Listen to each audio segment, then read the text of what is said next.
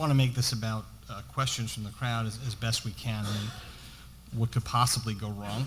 And but we do want to answer your questions. And we thought a little bit. Believe it or not, we did have a call prior to this, like a week ago. You may not remember, Shirl.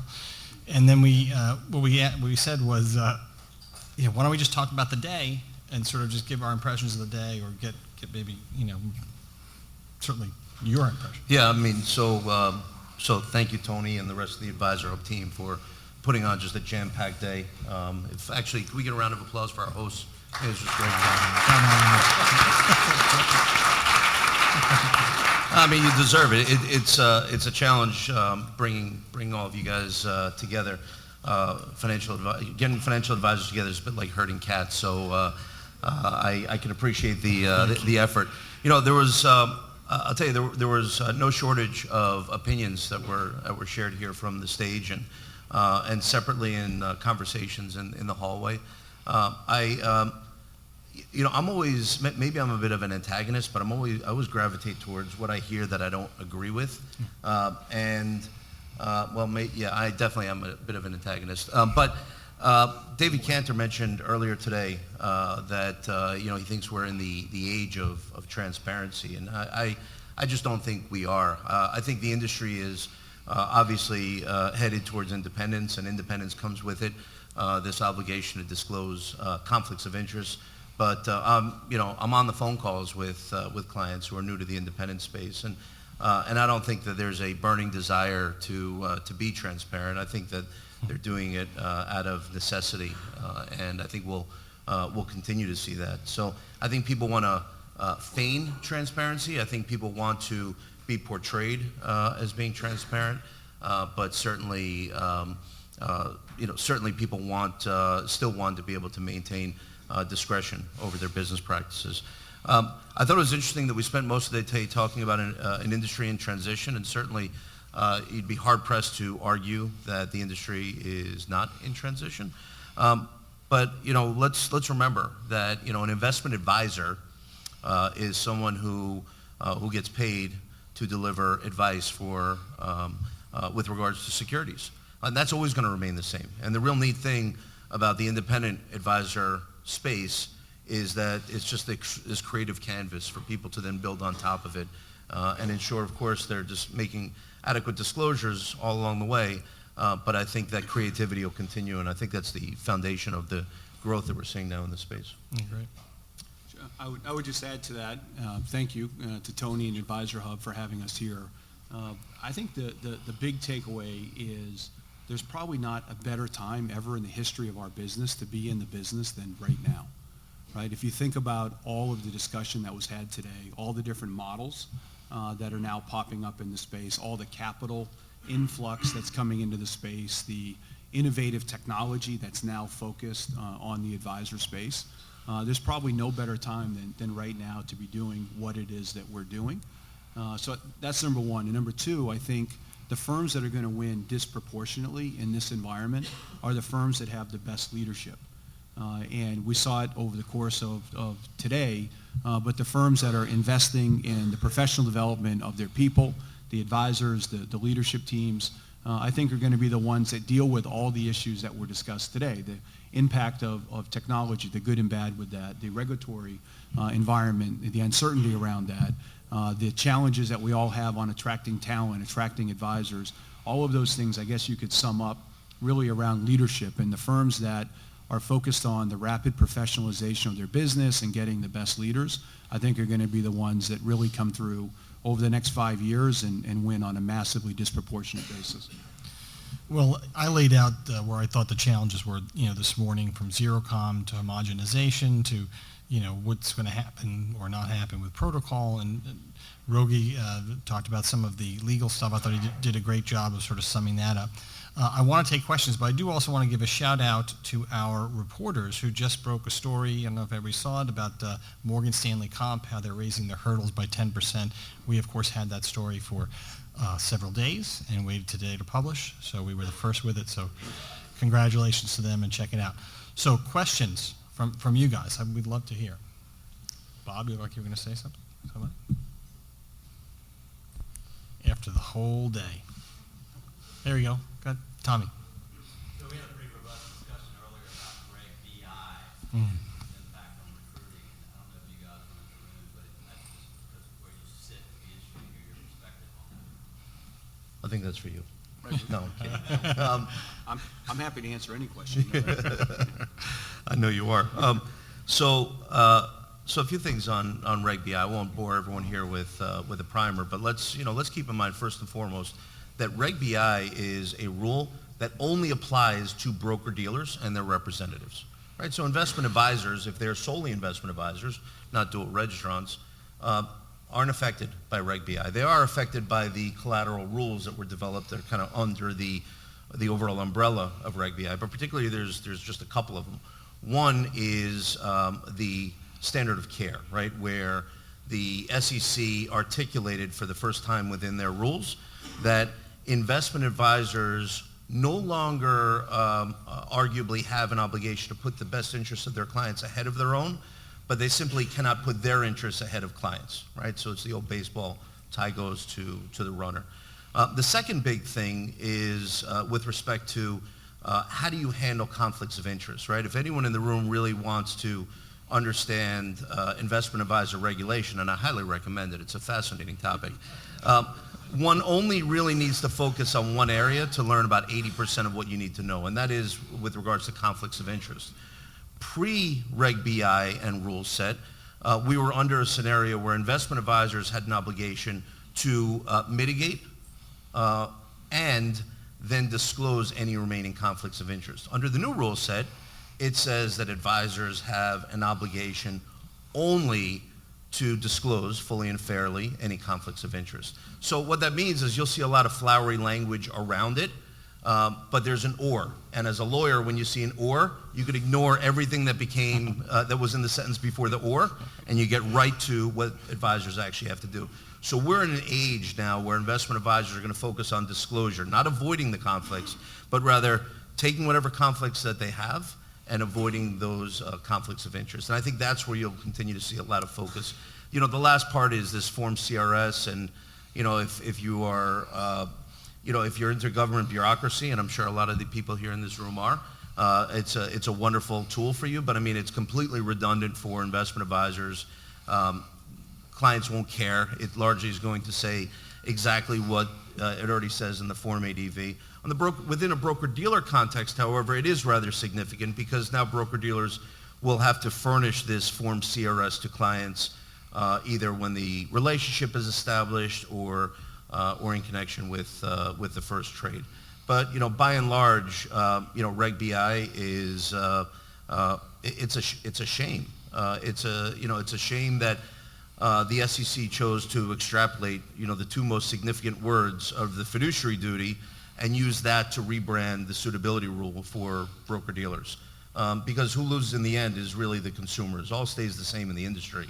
It's just consumers become even more confused than they already are. Well, yeah. As a follow-up to that question, I understand the economic implications, which are even the playing field, great transparency in terms of conflicts. If you're ordering from a menu and you're ordering from the a la carte menu, you can order from the combination platter. You have some explaining to do, why you do it one or the other.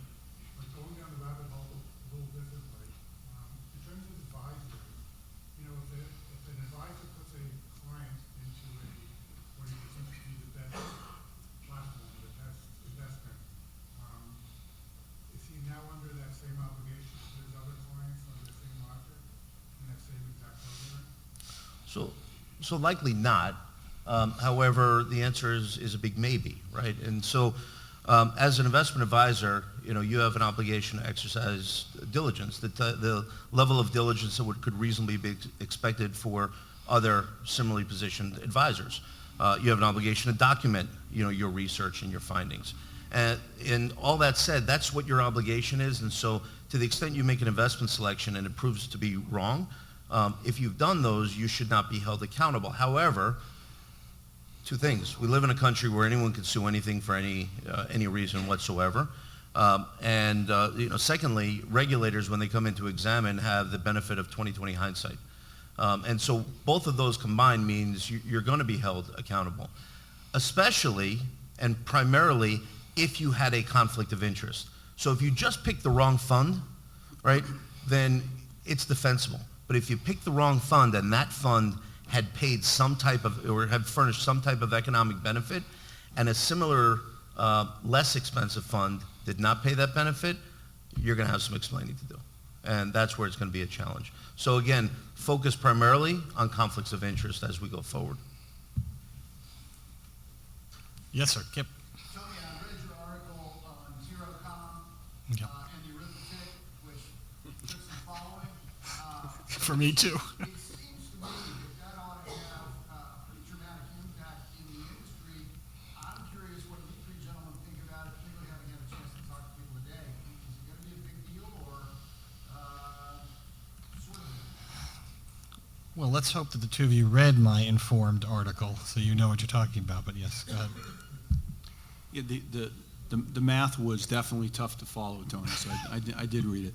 Now, I think, look, the impact we've had, so Dynasty has a bunch of businesses that we're in, one of which is to help larger breakaway advisors set up their own RIA.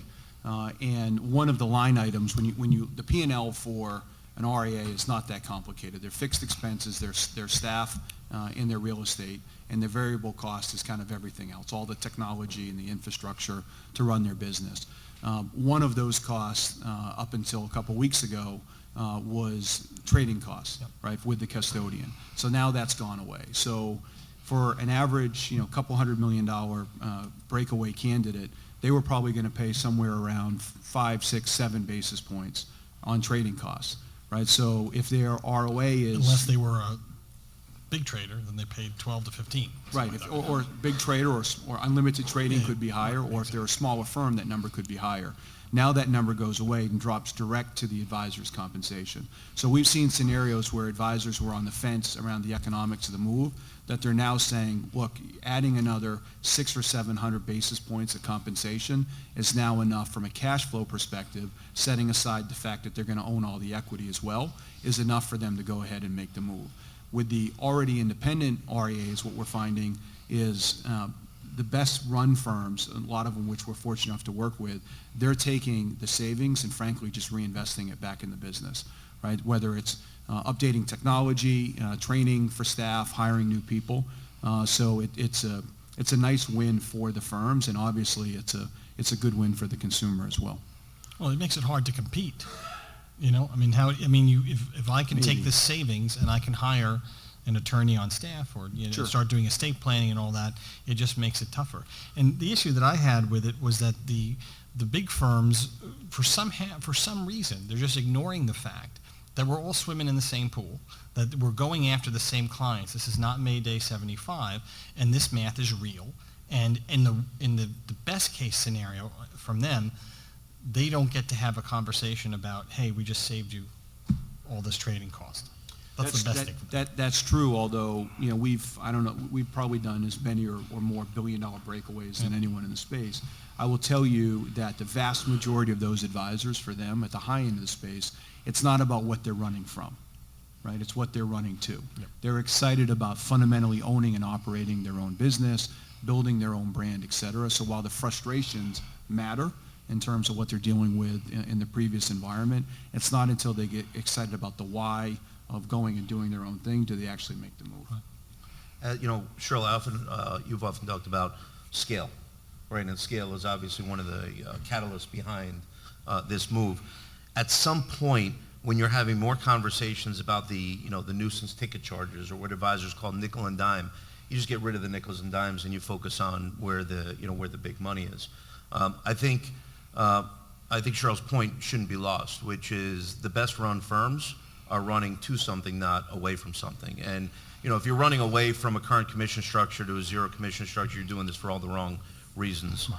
Many of these firms were running what we call a wrap fee program, and a wrap fee program, just a level set, is one where the advisory fee and the brokerage transaction costs are covered within one fee. And that's primarily so clients don't see the underlying details and they don't have to deal with those details. So from a client perspective, it looks like they're trading at no cost. So the implication here is really not a client-facing one when they're working through an advisor. It is when within these custodians' retail channels.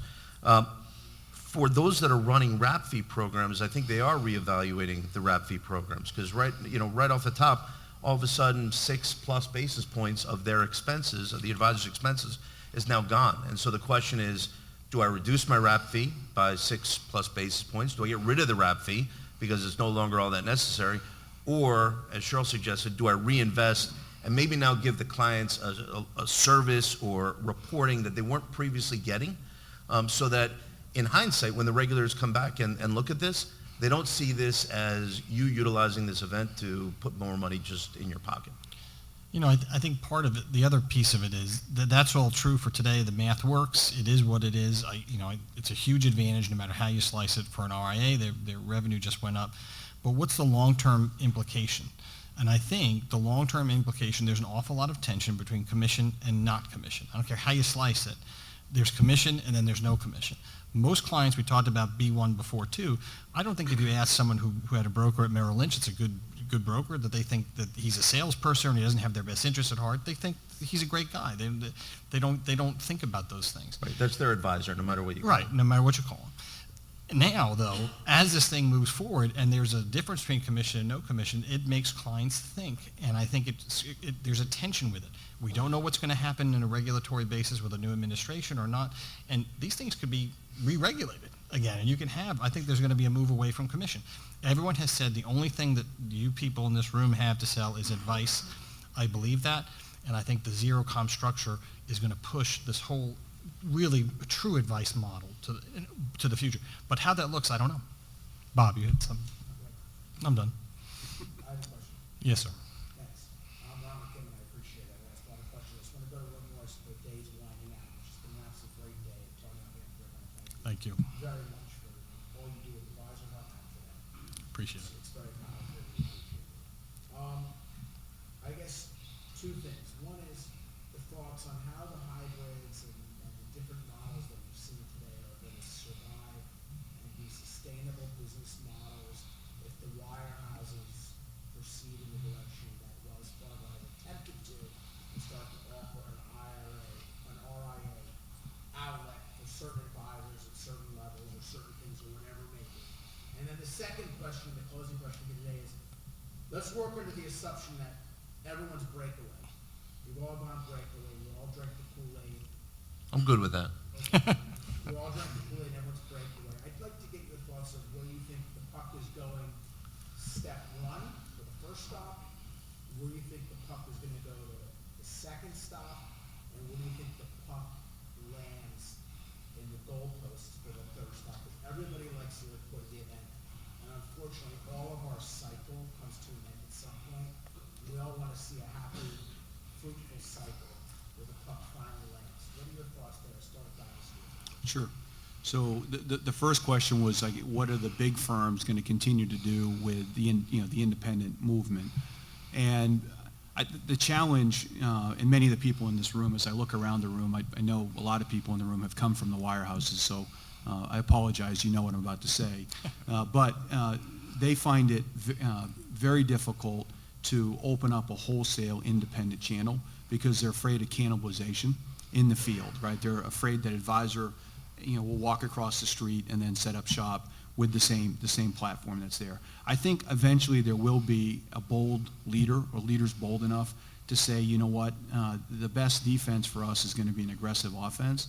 And, Willie Sutton, right, said if you want to rob the bank, the reason I rob the bank is because where all the money is, all the asset flows are going to the independent space. It's undeniable in terms of the flows. So what you see, and Goldman did this, is they set up a product shop, right, to really get smart and learn about the space. They were distributing, people don't realize Goldman's been distributing products to the RA space for 10 years, right, and doing it kind of quietly and learning and getting smart about it, and then they acquire United Capital. Right, and that's going to be a vehicle that they'll continue to do more in the independent space, in the RA space.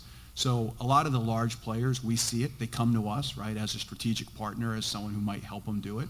I think are going to follow the more conservative path, which is that step in with the product side first, maybe do it through the institutional side of the house, right? See how it goes, and then over time get more aggressive. I think you'll see some of the smaller players that don't have 18,000 advisors be a little bit more aggressive, actually be a lot more aggressive, because they need to catch up with some of their larger brethren.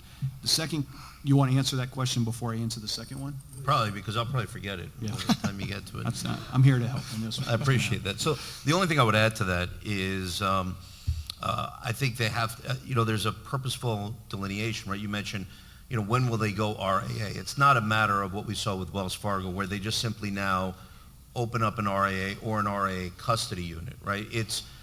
There's a real change of mindset that happens when someone, quote unquote, goes independent, right? And either, effectively creates their own independent RAA, and that is they become the ultimate customer, right? And that change in dynamic is everything, right? The fact that you are no longer an agent of a company, but rather you're a customer of the street and you can buy from any service provider you choose to, means that those service providers are now far hungrier for your business than your firm ever was, right? You're no longer captive to only trade here or to only open accounts here or to only buy this portfolio accounting software.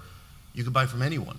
And so what we've found is that the ecosystem in the independent RIA space is developing and innovating at a far more rapid pace.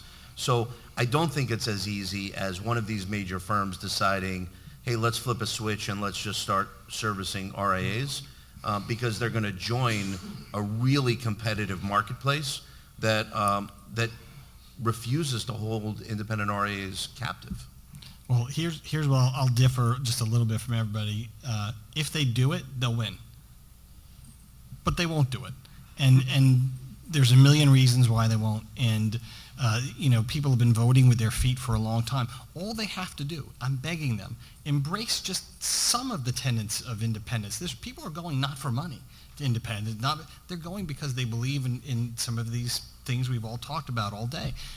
But they won't even do that.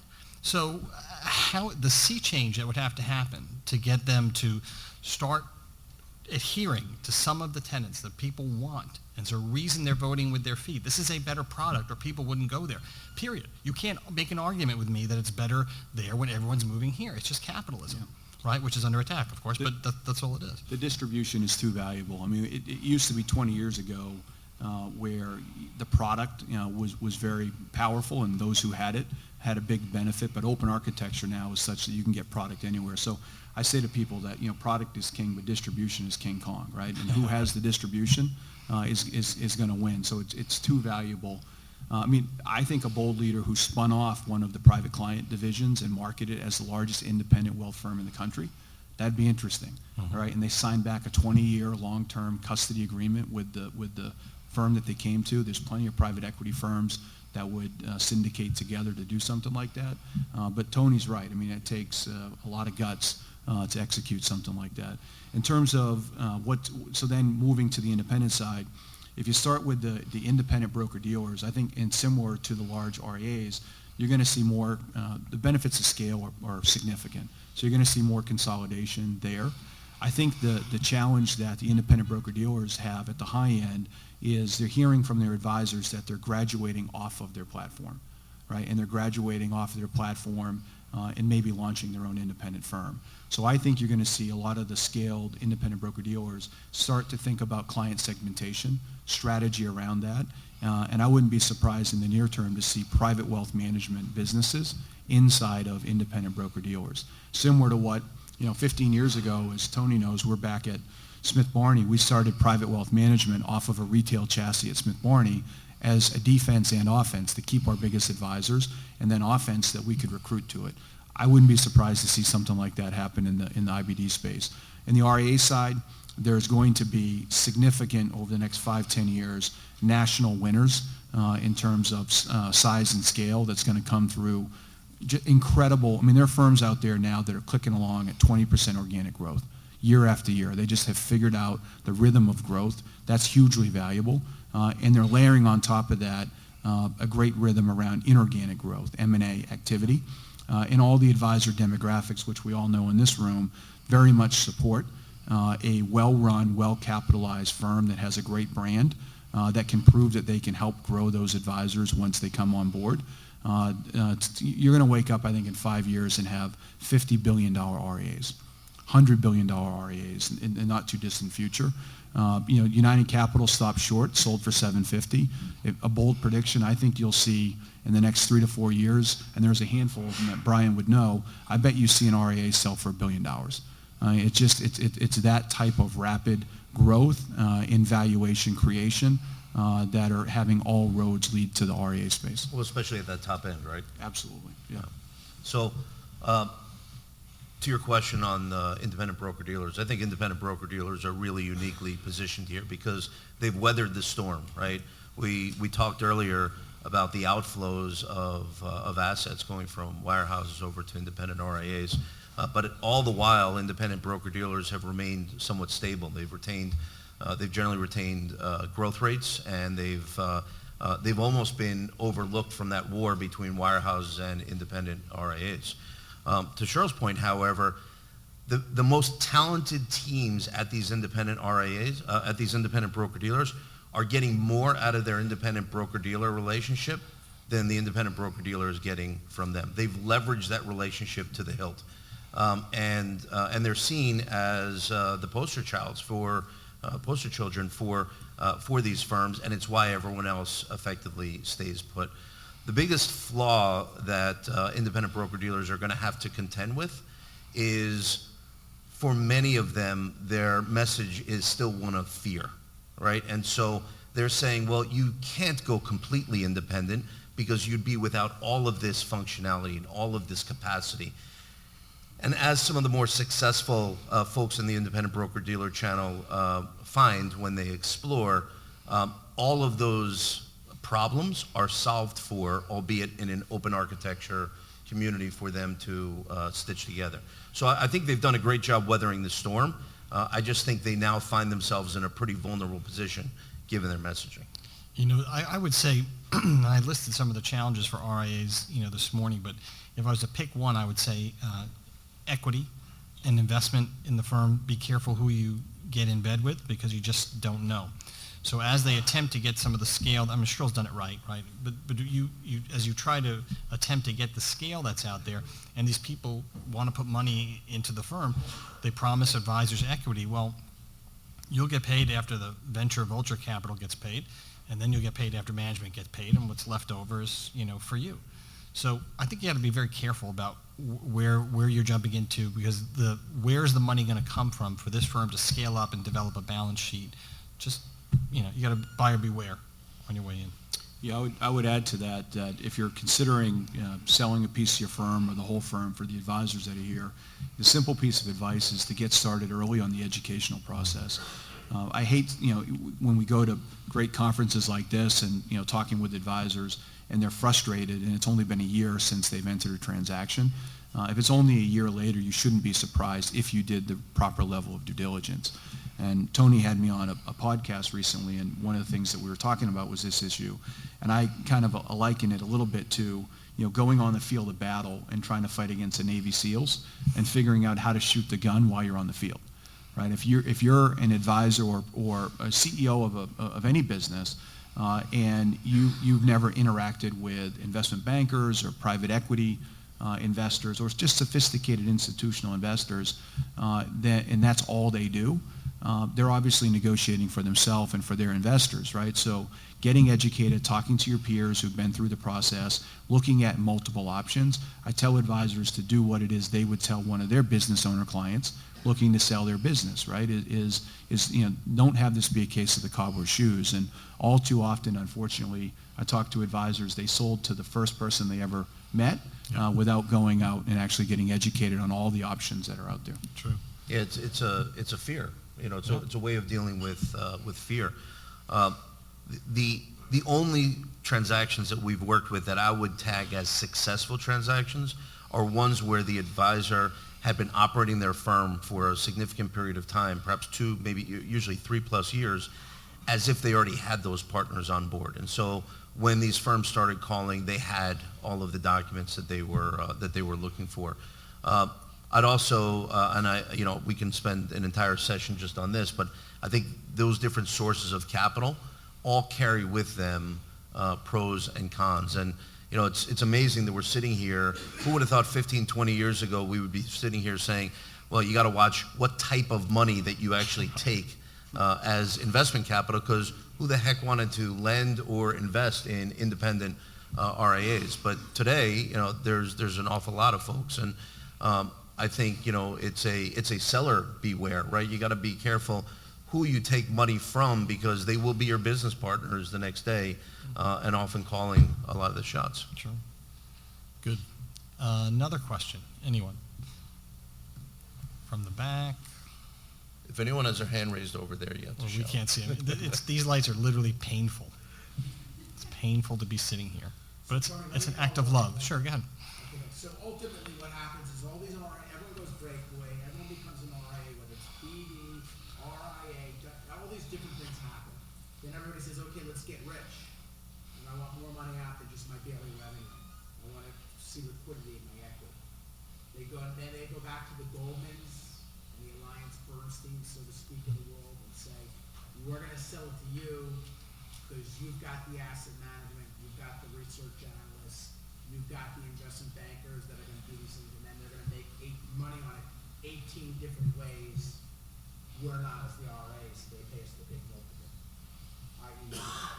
Kind of like where the puck hits the goal. No, that could happen, and if somebody is simply looking to maximize the financial transaction, a strategic that has a whole bunch of opportunistic revenue synergies with it, as you just described, upsell, right, and create revenue in different ways, in a sale of a large asset where they're just looking to get the maximum outcome, that could happen.